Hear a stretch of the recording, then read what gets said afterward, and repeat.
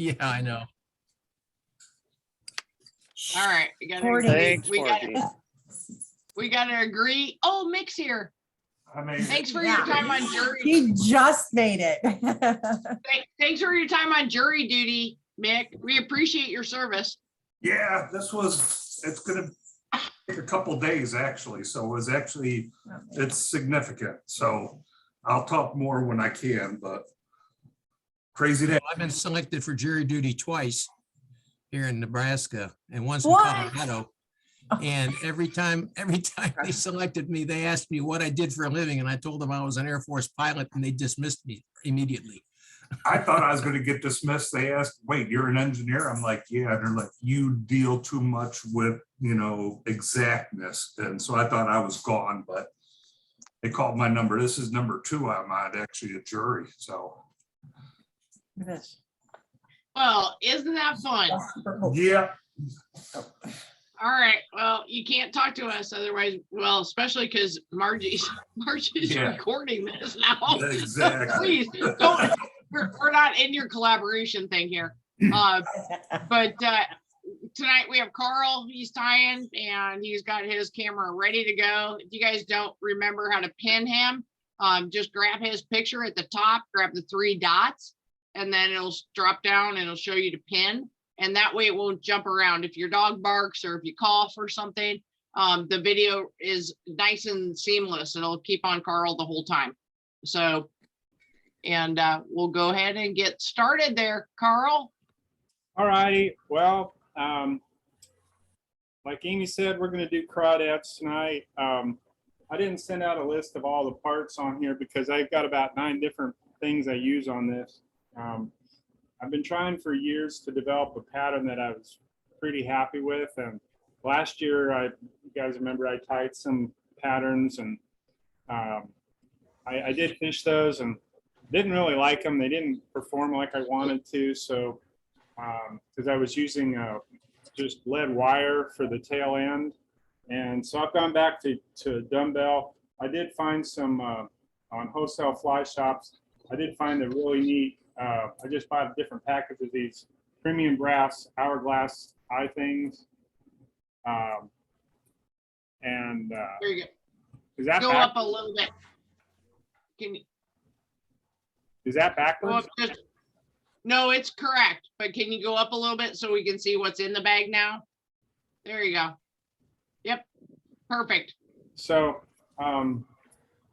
I played with that. I had some other ones that were about that size, and of course I hooked them on the bottom because when you fish these, they're kind of a lunkin, like you say, Amy, it's a lunkin chunk. I like to try to find some little bit of a still water in the springtime when it warms up, when the crawdads start coming out. I guess late spring more than anything. So this pattern is a little bit of a variation of what Sundaz has tied on his videos, and a little bit of a combination of what I like. See if I can get that up there. Carl, you're better off just go straight to your vise because that's what there you go. Yeah, perfect. So it's kind of hard since the fly is actually upside down. In other words, the hook's facing up, and I actually bend the hook, which I really like that because when it drops down and you're dragging on the bottom, it looks like a crawdad. If you've ever approached a crawdad or played with crawdads as a kid, they attack and they try to get away. They swim backwards. So I really like the action of that and how it comes up. So anyway, that's what we're going to tie. I'll go through the list of materials here. I'm going to use a size 8 4X long hook. I got these from wholesale fly company as well. For the claws, these are some squirrel zonkers. I like the orange color pattern to them. I think they just look a little more like a real crawdad, but they're more like probably a brown, but I don't know that the fish really care a lot. For the body, we're going to use some dubbing. I'm going to use Awesome Possum from Possum Talk, Kentucky, burnt orange. These aren't from Possum Talk, Kentucky. I was just kidding about that. But there really is a town Possum Talk.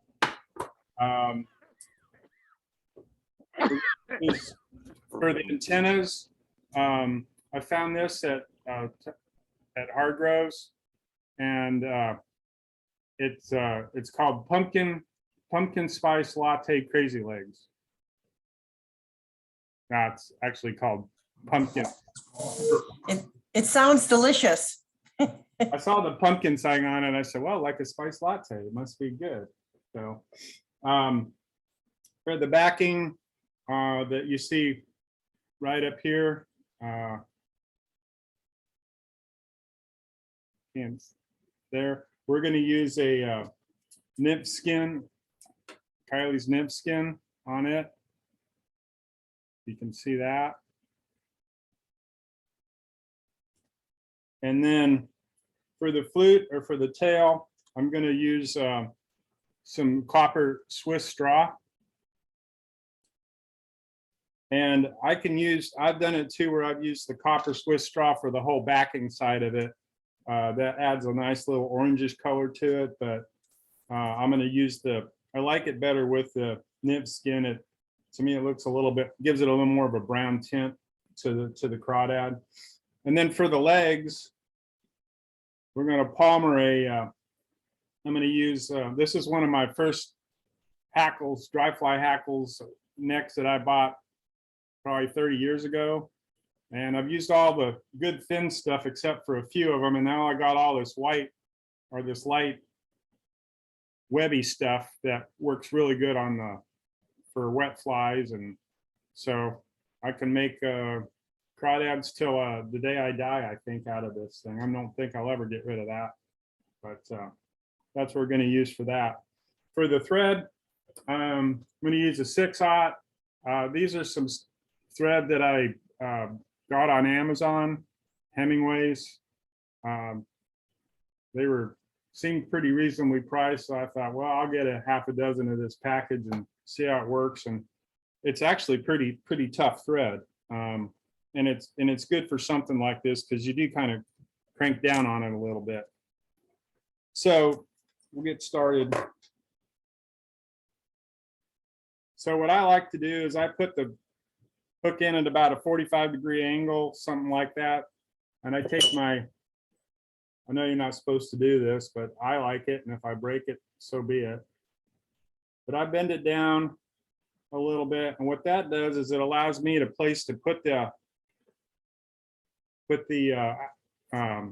weight on it. And it allows it to have that upfront curling action that comes up with the rod when it sits, or with the fly when it sits down. It gives it that kind of an attacking look.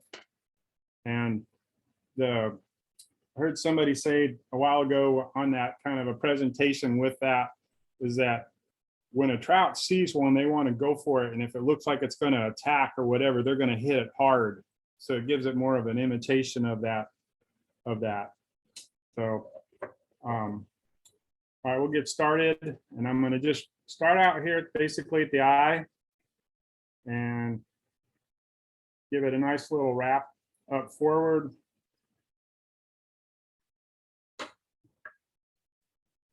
Trim it off, come back,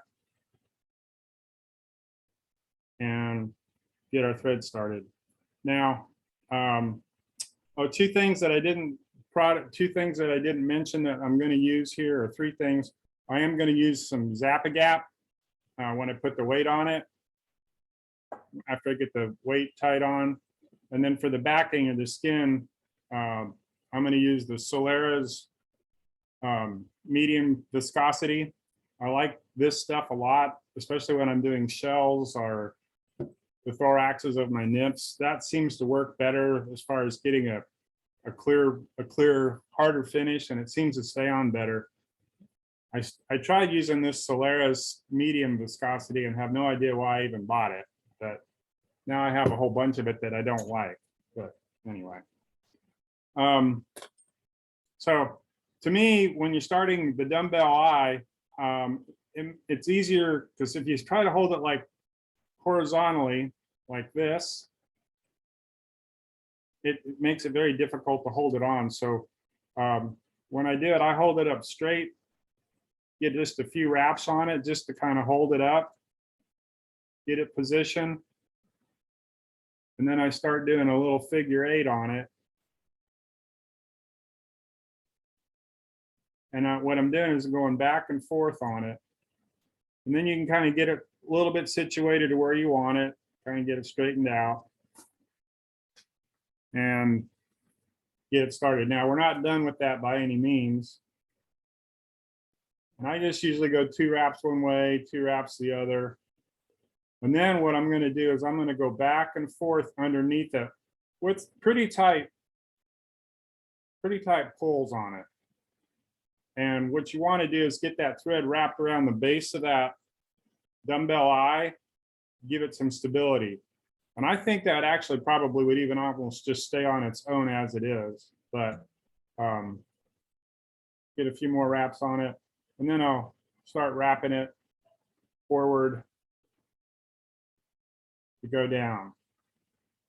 And I'm going to go all the way down to the bend of the hook. And actually, we're going to eventually wrap past the bend so we can do it. And the reason I take the step of wrapping this now, there's 2 reasons. I found it's easier to get down past the bend because you can avoid the hook and getting your thread caught. It also gets it out of the way, so if you put your Zap-A-Gap on, you don't get Zap-A-Gap on your thread. So that's my logic. Anyway, I'm going to put a little dab on here.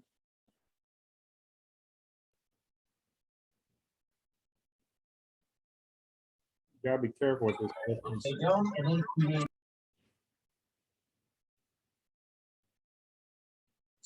Just a little bit right there, like Brill Cream. A little dab will do you. And I'm sure there's a few people on here that know what that commercial was about. But see, I don't need the Brill Cream anymore. So.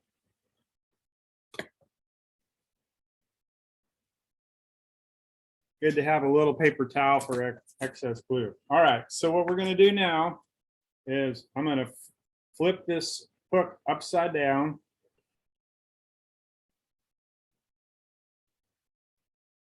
And I am going to position it right there and get a good lock on it. You guys see that okay? Looks right. good.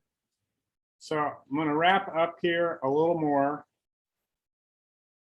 and get a good base of thread on here. And while I was practicing these, kind of refresh my memory a little bit to present it, I was just like, okay, don't forget to do this, don't forget to do that. So it's easier to do it when you're by yourself because you can kind of yell at yourself. It's embarrassing yelling at yourself in front of people. All right, so first item on the agenda is I'm going to take 1 whole piece of the pumpkin spice latte rubber leg. Cut that little piece off there. And I'm going to tilt my vise up a little bit so I can hold this on. And you kind of have to work, and I put my forefinger down and I press it against the hook so you can grab it a lot easier. Get 1 good couple, 2 good couple wraps on there, and then you can just kind of roll forward and then kind of roll back. Now, what we're going to do here to get the antennas to stick up, we're eventually going to roll it up, wind up the bend of the hook, so that when we cut that, or when we do it, the antennas will stick up and give it that little flare like that. I don't know that it catches any more fish, but it looks pretty cool. So I'm going to flip the device back 180 degrees here. And I'm going to make a pretty substantial antenna here because you can just have it to where you can always trim it excess off later if you want to get the length. So again, I'm taking my index finger and my fingernail, and I'm just holding it up on against the thread there. And if you, having that thread base helps it hold on to. That way, when you hold down on it, it can keep it in place as you roll forward. Then this is kind of one of those tricks here where when you're wrapping around a hook, you got to go over, down, up, over, down, up. So you can avoid the hook. So now what I'm going to do is I'm going to wrap up the bend of the hook. And I'm holding the rubber bands at the same time, the legs, to get it up there. Now, I'm going to tighten up my thread just a little bit here so I can control my thread a little bit further in.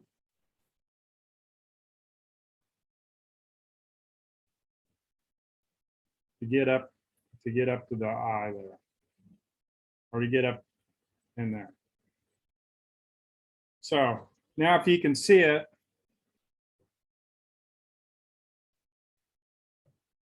I have that rubber band or the legs kind of where when I cut them, they'll be where they'll stick up. So I'm going to trim off the balance of this. I'm going to put it in my little spare pile of other things that I don't know what I'll do with later on, but and finish wrapping that in. So now the next thing to do that's really important on this fly is to put a we're going to dub a little bit of a head in at the very beginning. And the reason for that is because it helps keep the claws apart. So I'm just going to take some of my burnt orange dubbing, just a little bit.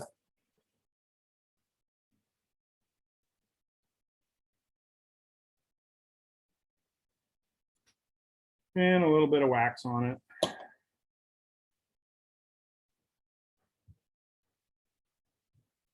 And wrap it. Just kind of dub it in. I don't know if you guys can see that very well or not, because I'm tying away from you, but I work that in.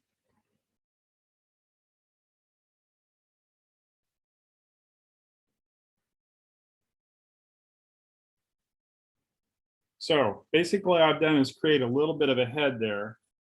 And I'm going to keep my dubbing off to the side there. Now, when using these squirrel zonkers, you want to try to get opposite sides. So you got one for the right and one for the left. And you kind of just have to lay it out on a piece of paper or on your table so that your claws have one that goes one way and one that goes the other. So just like we did with the rubber legs, we're going to tie one on one side and then we'll go flip it the other side. To prepare this, I've also trimmed off the excess hair here. And it doesn't matter if you leave a little bit of it, it doesn't have to be perfect, but I've trimmed off a little bit of that so I have something to tie into for the claw. So I'm going to flip it up towards me 180 degrees. And I'm going to do the same thing. I'm going to tie in, just hold my fingernail on it to get a grab on it. And I'm just going to get a few good wraps on it. And you want to keep it on the side of the hook, just to get it started. You guys see that? All right. I'm going to go back up here and get my other claw in. And I prepped this before, so it would take a little bit of time, but I can go back over that if we want to later. And again, try to get, the claws don't have to be necessarily exactly equal. And I don't think crawdads actually have equal claws either, but a little more straight there. Good couple tight wraps on it. Then I'm going to wrap it forward. Again, trying to miss the eye there, or miss the, I keep saying eye, but miss the point of the hook is what I'm trying to say. So there. got the claws on. Now I'm gonna just kind of wrap back here a little bit, tidy up this a little bit.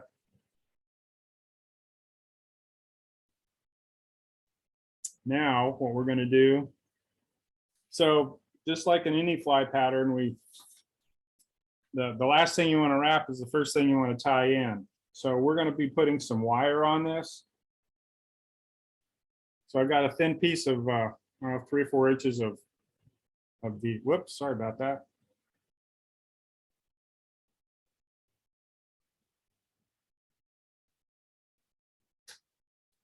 Of the ultra wire small. And I'm gonna flip my right bicep here. I'm just gonna wrap it in on the side here.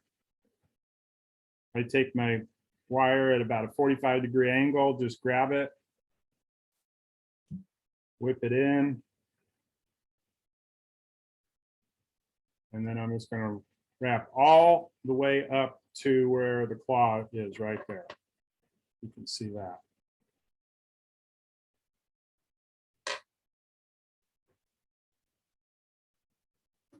All right, so now I want to tie in my legs.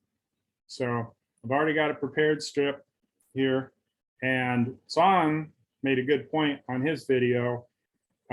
See how that bend is? You want the bend to you. And the reason is when we palmer that, these legs are going to wrap kind of forward a little bit, if you can see that.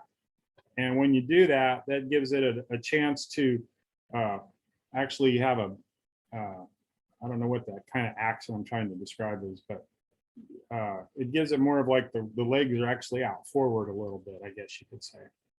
So I'm gonna go ahead and tie this in here, and I got a long stem here, but that's okay. And for this fly, I don't trim it off a whole lot like that because nobody's going to see it. The fish aren't going to see it, and it's a little easier to wrap in.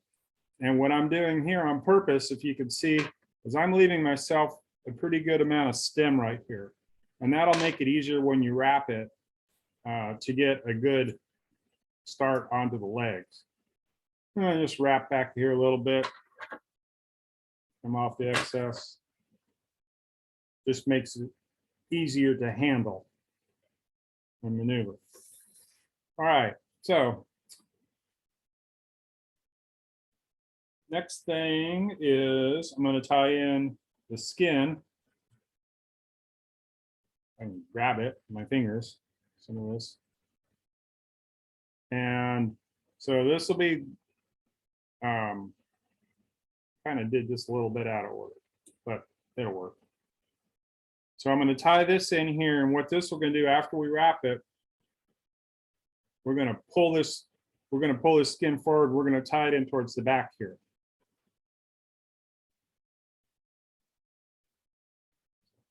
I'm going to go ahead and just grab it. And if you start it back, it's okay because it makes it easier when you're putting your dubbing on to kind of have a little bit of a fuller body up towards the head.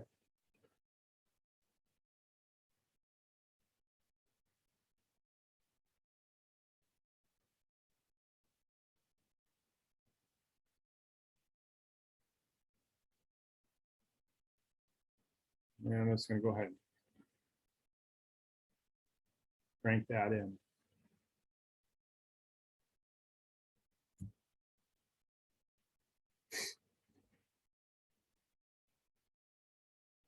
All right, now I'm going to make a dubbing loop. So this is a fly that actually has a lot of, I guess maybe the reason it's kind of fun to tie for me is the fact that it's got a lot of steps. It's not, I like to do things once in a while that just have a lot of things to do on it. So and it's not a 5-minute fly by any stretch of the imagination.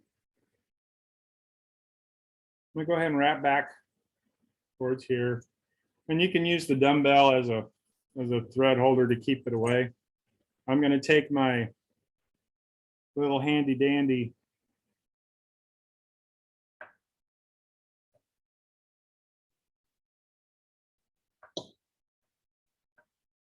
dubbing tool. And I'm gonna grab some more of this stuff. More of the dubbing. I'm gonna layer that in there. And Amy, you said something a while back about working your dubbing and that kind of thing, and it kind of reminded me of when I was in animal science in college. We had to learn how to do cotton grading and lamb and wool grading. We kind of did that. You pulled the staple of the material just kind of back and forward like that.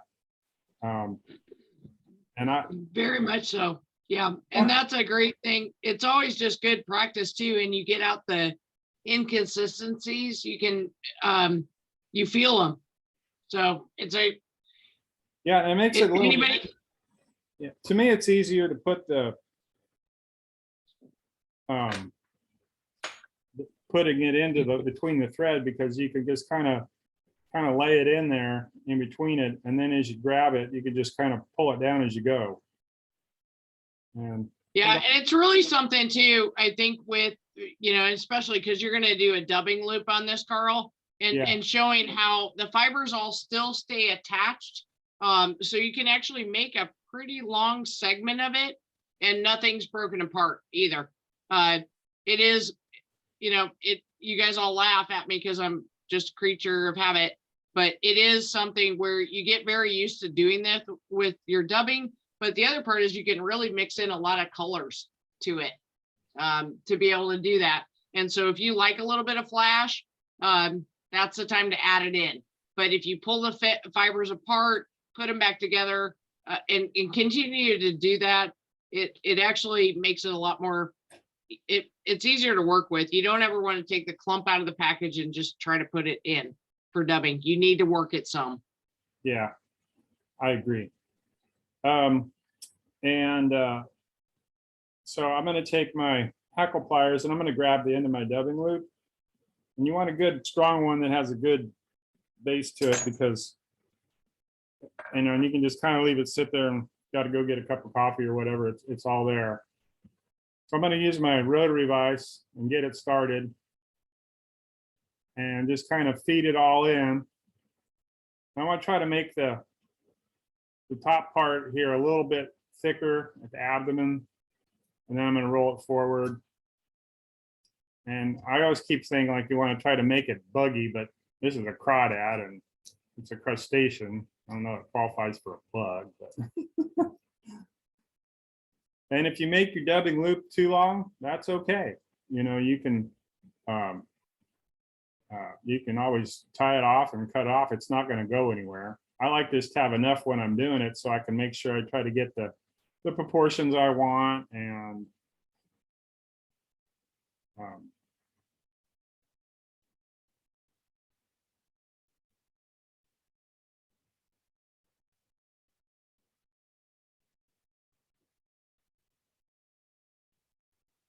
right, so I've wrapped all the way up into the end of the dumbbell, and then I'm gonna just tie it off. Get a good couple wraps one way, get another other way. Just get it a good type in there, cinch it down a little bit, and then just give her a little trim. All right, so the next item on the agenda is to take our feather, and I'm going to hopefully successfully grab it with my hackle pliers here. And I'm just going to kind of work it around here. Whoops. Forgot one thing I want to do on this step.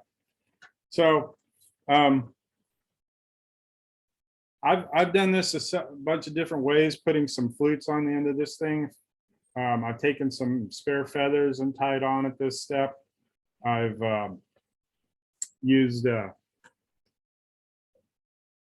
Swiss straw to make it. I kind of like the Swiss straw because you can put, Swiss straw is not a very strong product, but if you put the UV resin on it when you're doing it, it kind of gives it a little bit of a contrast to me.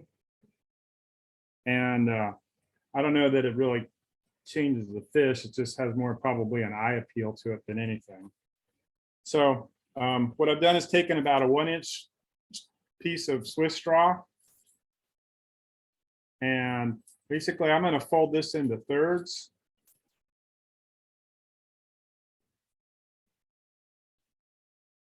And get a little bit of an angle to it. And the reason I'm doing this now is because when I tie it in and we wrap it, we're going to be pretty much stuck afterwards. It doesn't look, to me, it doesn't look very good if you don't put it in at this level. And you can make it a little longer if you want to, if you need it, but I'm just going to trim it off right now.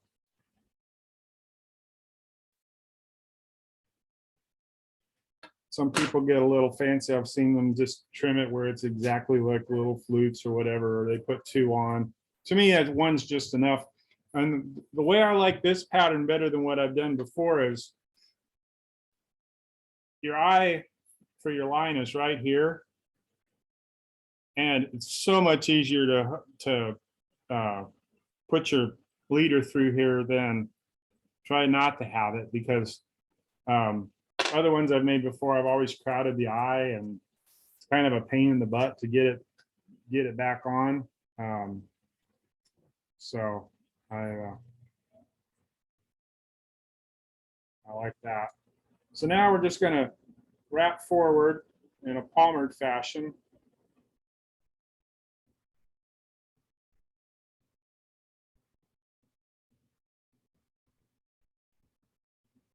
Just all the way to the dumbbell.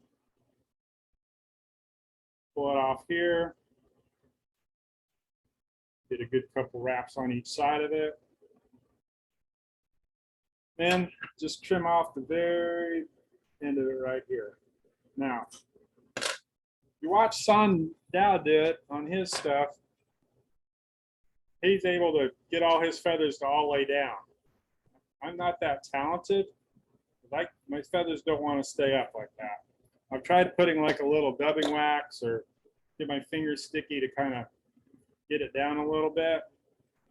That helps a little, but just to kind of give it a more of a leggy look. Probably keeps it off the surface a little bit. But that being said, I don't get all the fibers down, so I'm going to give it a little bit of a haircut on the top just to kind of help keep some of those fibers from sticking up a little bit too much. Now I'm going to pull the skin back. And you want to get a little bit of attention on it.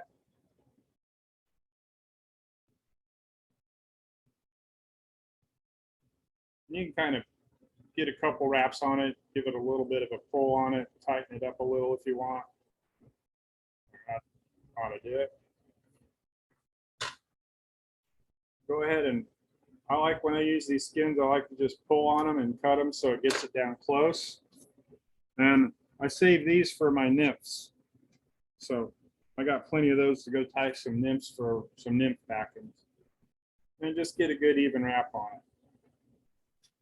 So the next thing to do is put the wire on, wrap the wire. What that'll do is it gives it a little bit of it sturdies up the fly a little bit and gives it a little bit of a different color coating here, as you can see right here. Gives it some segmentation to the crawdad.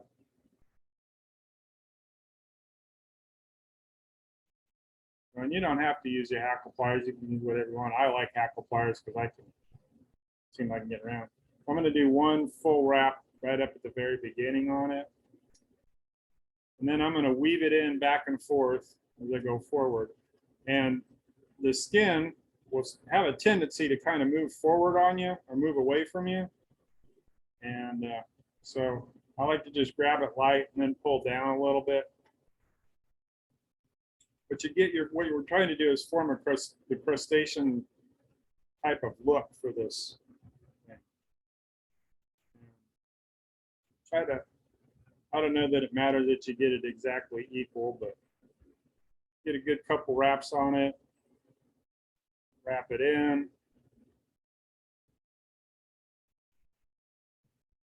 Pull it upside down and helicopter it off. And if you're like me, sometimes that doesn't work. So then you just take the scissors. the bad scissors, your steel scissors.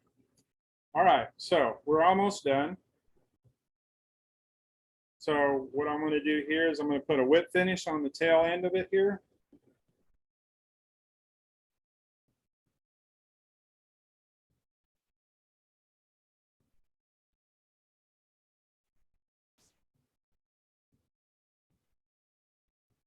Nice little tug. And so the last thing I'm going to do is cut the antennas, but I'm going to put some UV resin on it right now. So just get a little bit of it.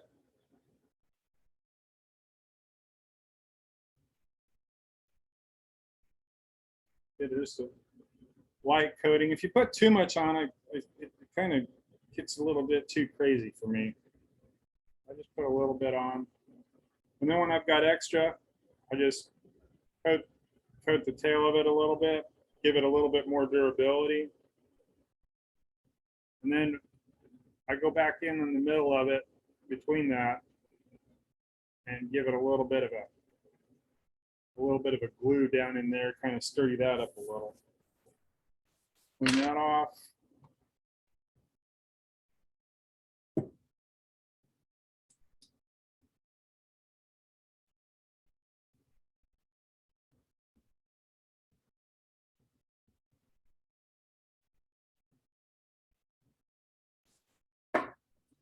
All right, then the last thing I'm gonna do, I'm gonna trim the antenna.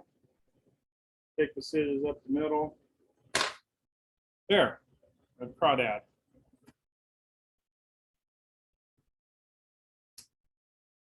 Any questions, comments, concerns? Very nice. Outstanding, Carl. I'm getting my UV to try to catch up with your UV. My UV is not dry yet. To me, that's out of the different patterns I tied, the ones I did last year, really an in-depth one, and it was fun to do, but I was just looking for something that was a little bit more, you know, something I can tie several of these up and have enough for the spring, and if crawdads are hitting, at least you got a few of them in your box to, you know, try to catch some fish. I was tying along. Anybody else tying along? As you did that? Yeah, but I We're- wasn't tying that. You weren't tying that? Okay. Okay. Gabari while we have. So Carl, I tied this as you were teaching it, and turn my vise over again. Trying to find you. I like all the properties of it. Can you guys see it? I mean, the best part with the Zonker strips is that you can actually cut these with on the water, right? If you're missing hits and it's too long, but I would start out on the longer side to have this, but I like that. I like the way it turned out. Nice. And the only thing is I didn't have the right legs, and that's a shopping thing, right? When you go in, you're like, what am I getting? So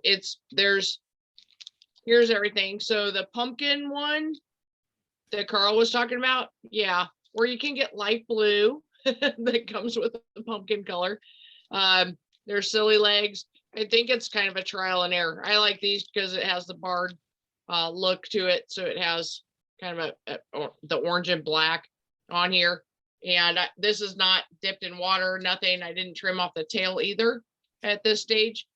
Mostly, I really like the legs with the hackle coming through. I mean, that really gives it some great motion coming in. So while you guys talk amongst yourself, I'm going to go dip this in the water, and then I'll come back and show you guys what it looks like.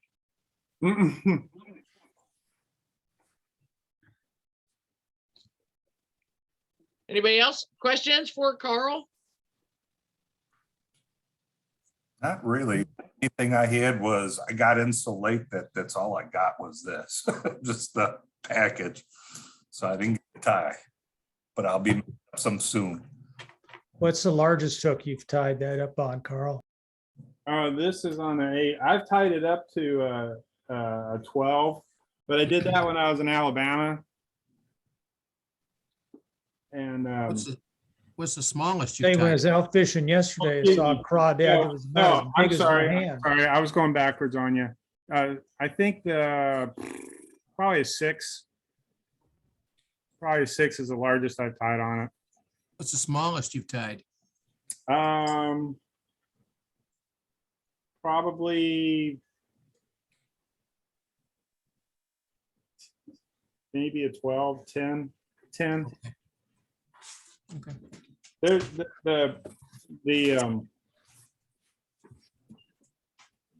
down on the Missouri, on them, especially down by Merrimack, down there, the crawdads that I've seen, at least the ones that I've seen, have not been very big. You know, I'm sure there's some bigger ones down there, obviously because adults, but more like baby crawdads, and maybe they're maybe 2 inches long at the most. Uh-huh. And so, you know, I think if you get to me, my idea was, I saw some guys catching on something that was like a crawdad pattern, and they were fishing with a spinning reel, you know, just casting it, lunking it way out there in the, you know, down below the bridge there. And they were just dragging it on the bottom and pulling them out left and right. And they were using a pretty good size crawdad pattern.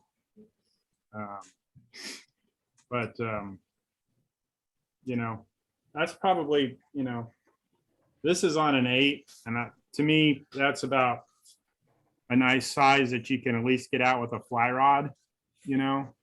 You know, down south, when you get into the bigger areas, you know, I've seen, you know, down in Alabama, when we would do on our fly tying groups, guys would like to use 1s and 2s, you know, big ones for, you know, bass and that kind of thing. So.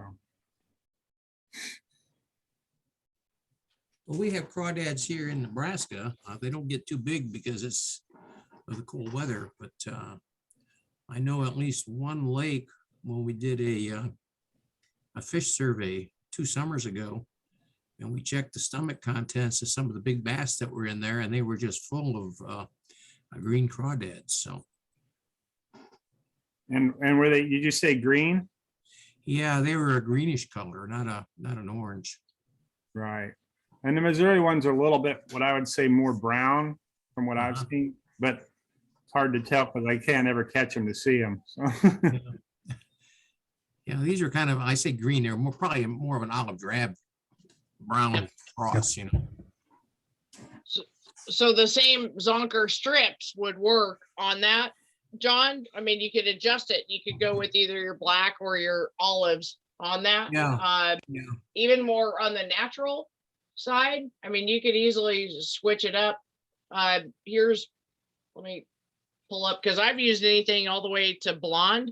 Let me switch my camera again. As far as with the pattern on it. And so again, because you have such options, right? So you could go with a green on that. And then you could also go as much as this, which is very, very light, but it just shows, I mean, they're not getting the color changes in it, but you could definitely find, there's so many different options on the strips right now. So what was curious to me is from what Carl was tying, and when I looked at this, and I knew all my lengths were long, right? I knew everything was long. The tail's long, my crawdad, the claws are long.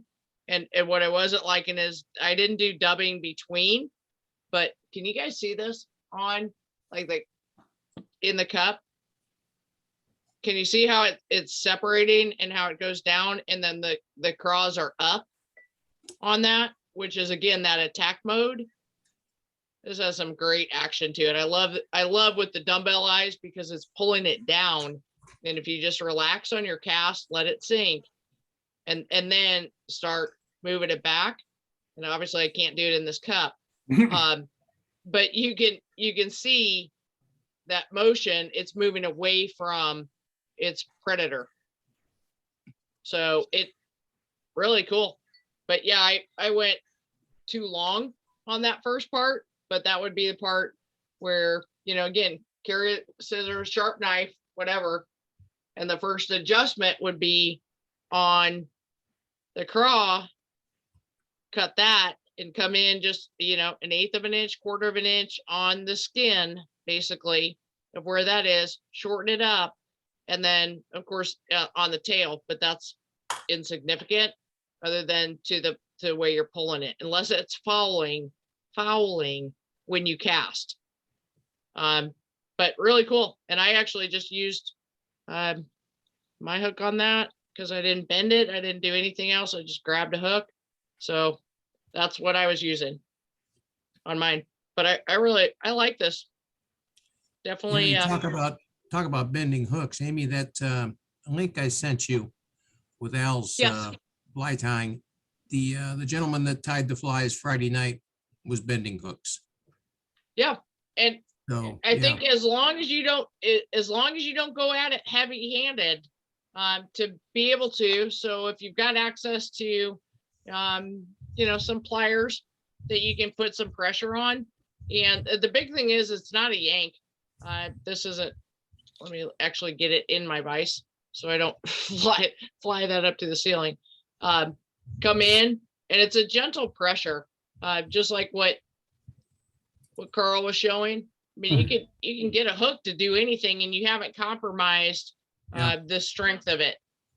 And so it is something, but generally jeweler's tools are going to be the best one. If you take out some other tools, you know, you're probably going to break a few anyway.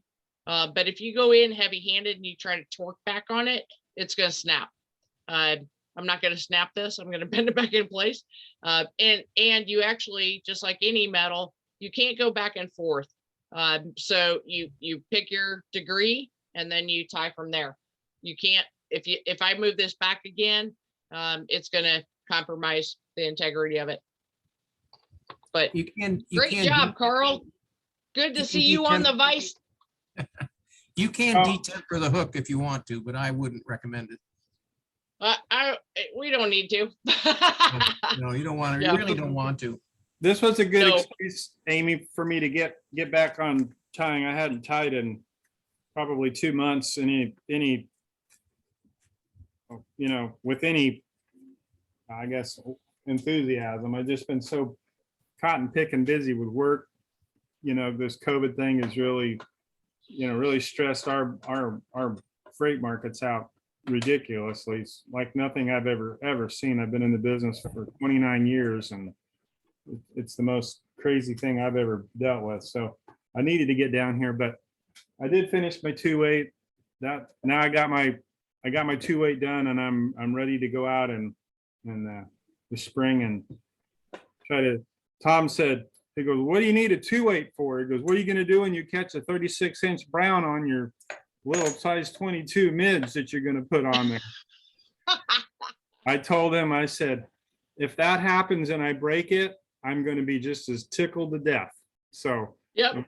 I'll have some bragging rights. And you're going to spend a Perfect. If I long catch it, I'm time. going to take a picture of it with my broken rod and bring it in here and you can hang it up.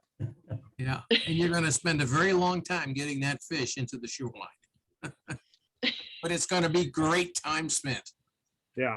It is. And yeah, good to see you back, Carl. Much appreciated. And I know, you know, this is a pattern you showed us and I actually just cut off a 1/4 of an inch. I switched my camera back again, but I cut off a 1/4 inch of the hide. And now all of a sudden the way I dropped it in the water, I'm like, oh, that's on.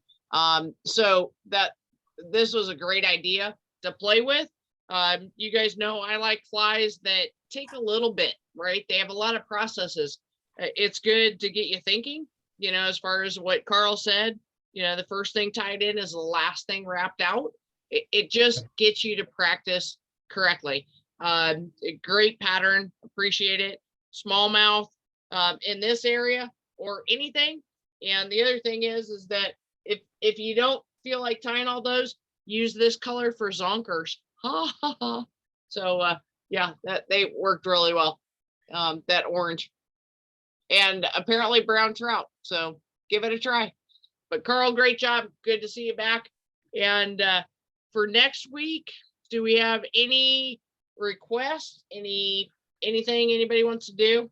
I have a huge mess here, by the way, because as Carl was talking, I kept pulling out more materials, and I have my whole desk is covered. Jim Saraceno, who is Jim. Oh, you're on, Jim. Hello. I'm here. Do you want to pick up one? Hello. Are you in town? Are you in town next week? Yes, I am. Do we want to go through Yes, can winter you hear me? care? Yep, we can hear you. Do you want to go through, do we want to Okay. cover like winter care and stuff next week? Yeah, maintenance on rods and reels and stuff. That would be awesome. How are you, everybody? Does that sound good? Yeah, I mean, as far that as just- sounds cool. Yeah, that sounds Is real it- good. Yeah, Okay. because it's easy. You get done and it's freezing cold and you just throw everything back in the car. And I think that maintenance, first off, that $100 fly line that Carl didn't buy, you get a little bit more length out of it if you actually care for it. So that would be great, Jim. For next week, we'll do maintenance and care on our equipment. Or if you're like me and you Yeah. spend $10 on a whole roll of monofilament that you can use for 100 years on your Tenkara rod, you never have to worry about that $100 fly line. John, you just do this to me every week. Yeah, that's right. Go ahead on your Tenkara. But by the way, my big fly on my size 8 yesterday, yeah, it caught fish, and I do have witnesses. Amy, could you stick around for just a few seconds afterwards? 100%, yes. Thank So you. is it, I got in here a few minutes late this evening. This is Jera, everybody. I got a unimportant question. Did anybody We lost- like I said, I got in late, I missed it. So did anybody make an announcement, or is anybody aware of the promotion that Amy got? I don't No, Well, no. then since this is Zoom, well, I'm gonna announce it for you then. Jara, I'll be talking to you after this. No. For Keep everybody on- that's involved in Project Healing Waters, either as a He keeps on cutting out. You might volunteer not hear or a that. participant, or a volunteer and a former participant, we have got a tremendous advocate now in the head program manager with Julia leaving us. Amy has stepped up and is going to be directing all sectors program managers. I believe it's effective February 1st. Is that correct, Amy? Yeah, except they didn't get that memo. I've been doing that since last Friday, but yes. So the official title is Assistant Operations Officer. Yep. So I oversee the national competitions, all of it. Well, from that side of it, obviously I have bosses above me, but I think with, the position and being a volunteer, being involved in this so much and where my heart lies, I couldn't be more excited. I think for future things for the program. Good move on that side of it. And but thanks, Jara. Thanks I for agree. bringing that up. Couldn't Congratulations, have a Amy. better champion Yeah, I agree with for Jared. us participants Congratulations. and volunteer. I look forward to working with you. Appreciate it. Thank you very much. And I would not be doing this if it hadn't been for everybody. That's it. That's what brings me back every single day. And I did have a funny conversation last week when everything was kind of happening, and we've had a few changes. We mentioned as far as with Terry and her passing, and then also Todd left. Couple other things, there's a lot of stuff that kind of happens. And actually, when my bosses come to me and say, you know what, you have never complained about your job. You'll never find me complain about my job. Never. I love this. I love it. I love to represent this. And I couldn't be more thrilled for the things ahead. So thanks everybody on that side of it. Jara, after I get done with John Wright, I'll be calling you. Just remember, no, I'm just if you teasing. love I'm what you- just if you love teasing. what you're doing, if you love what you're doing, you'll never work a day in your life. I'll be available. I'm just teasing you, Jara. And yeah, John, this was a choice. I'm just thrilled. I love it. I love what we are able to bring to people's lives. And it means a lot. Right. And we're all here. We're all doing the same thing. And the teamwork that's developed over the past year, and there's going to be bumps. We didn't even know how to do virtual 2 years ago. Look at what we've done. I mean, just look at it. We didn't even know this. You would have mentioned virtual and we're like, ah. And now, we can't wait for Monday night. It looks different. It will look different, but I think the other part is the ability to be in and speak for and make some of the changes is very important. So I was happy to accept. I take it. It's a great honor. Yeah, and I got a few more hours coming at me. So it's all good. It's all good. And Congratulations, Amy. Yeah, congrats. thank you. Well deserved. Speaking of Congratulations. teamwork, John, you ought to donate an old GoPro to Amy so she can prove her fishing catches in the future to satisfy all the doubters that are out there, I I'm know, sorry. you know, What now again? You ought to donate one of your old GoPros to Amy so that she can have proof of all of her fishing catches. A few people just refuse to believe her otherwise. She wouldn't wear a GoPro camera on a bet. no, probably you are correct on that. But what's funny, so John, this one, you say my Yeah. fly, because this is the one I tied. I had Uh-huh. more takes on that yesterday than I did on my other one, the trailer, and I was in faster water. But this is actually, I think it's a size 8. I mean, it's huge, and they were hitting it, and a take on that. They had And- no and idea then- what it was, but it looked good. Well, and that's the thing where I was like, I would look at them and going, oh, and I actually don't like when they take your first fly, because it creates a net, a mess in your net, right? Because all of a sudden you got them, they're flipping around, and you got another hook that you're trying not to get them hooked in, and you're trying not to hook yourself. Yeah, they were, this is that big, that's that Turk's tarantula that I tied the a couple weeks ago with everything. And this is exactly, and the only difference would be is that I had the green legs on so that it showed up better on the video. Yep. So took it. They did make us work.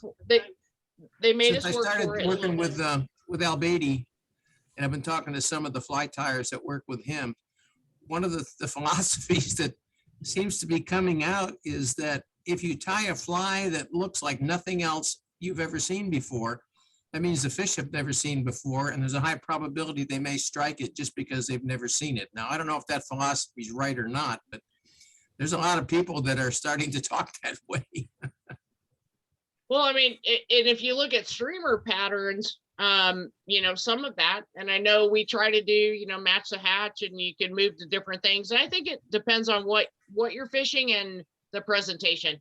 I mean, it comes straight down to the presentation. If it looks like it fell out of a tree, because I was having some that would chase a leech if you drop it off the bank and then come in, and they would chase it.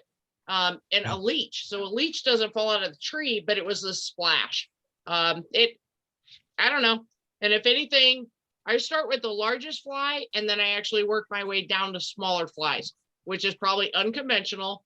But I'll try the biggest thing that I have to throw and just see if they go after it, see if I can even get any interest. And if I don't, then I'll notch down, then I notch down, then I notch down. And usually I end up, the most successful for me is a 14 for a dry fly. It Well, just like I seems to said, be the winner. Like I said a couple of weeks ago, Frank Sawyer believed that it wasn't so much the fly as the presentation technique that you were using. So, and that's kind of the Practice, philosophy of practice. Conterra, presentation. So, it's And kinda you like know what location, actually works? Location, Well, John, sometime we're going to meet in the middle on ours, because the presentation wise, and I was only about 8 feet off, and I started dapping on the water. It's the same thing. We're all doing the Yeah. same thing. It's just a Yeah. matter of where, and I actually got, a couple solid hits, just dapping dry flies. just doot, doot, doot, doot. And even Mick was standing next to me. He goes, "You're high sticking it." And I go, "You bet I am." And she was catching meanwhile, too. and meanwhile, when I went to set and I set it into a tree, and he knew he had his hat on, he had eyewear on, because I set that thing into next week. I don't know what I was doing. Yeah. So anyway, it's just practice, and for gosh, sorry, have fun. That's the whole thing too. It's just see what you can trick, and it's just get out there. And I think, for all the ugly flies in, throw them. If they talk to you, throw them. So all right, all. Well, it's a great week. Jim Saraceno, you're on deck for next week, and we'll talk about winter gear. Okay. Got you covered. I've been Yep. testing it out. I've got a couple theories, so we'll see where we go with that. You wouldn't believe what I tried this So week to keep ice out of my guides. You would not believe what I tried, but I'll save that for next week. That has you guys all on the edge of your seat. But I can tell you right now, the easiest way to keep ice out of your guides is not to go fishing when it gets that cold. It works for me every time. I don't know if you guys in St. Louis heard this or not, but I pulled up at Kirkwood. You probably heard it if you went into Hargroves. So I pulled up at Kirkwood Lake, and about a quarter of it was iced up around. And I got out, I got all my stuff and everything, and I already have my gear already ready and put together before I get there. And Tom Hargrove and his wife are having White Castles in the car next to me. And I get out and I go fish, and all of a sudden I hear this, "Amy!" And he's walking down to throw away his trash. And he goes, "You're out here banging the ice." I go, "No, I have an open spot right here." So anyway, it's the fun of our community, but it was fun. And right after he pulled out, sure enough, that's when I caught a fish. But he was laughing at me. He's like, "I can't believe you're out here." So He told me that is. story. He told me that. did he really? Yeah. He told me that when I was there. He goes, "Yeah, I saw Amy and they're out at White Castle." And It's pretty funny. And AJ Eads was out the other day, and he goes, "Oh, you're here. I have to go." And the only reason he was giving me a hard time, because I think Kirkwood has been fishing really, really well lately this year. So we're not going to get it tonight. It's supposed to drop to, I don't know, 15. Then high of, I don't know. We're in for some freezes, but all right, all. We'll have a great week, and we will see you next Monday night, same bat channel. Well, guys, before I jump, am I unmuted?